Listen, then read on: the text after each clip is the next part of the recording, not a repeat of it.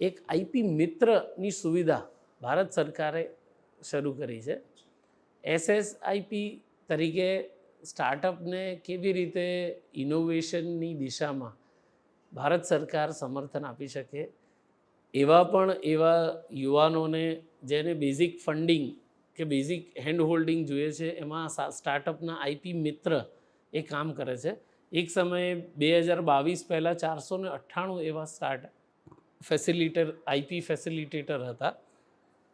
એને પાછલા કેટલાક સમયમાં એવી ચરણબદ્ધ યોજનાના અમલીકરણના ભાગરૂપે વધારવામાં આવ્યા અને અત્યારે 2200 જેટલા આઈપી મિત્ર ભારતમાં કામ કરે છે.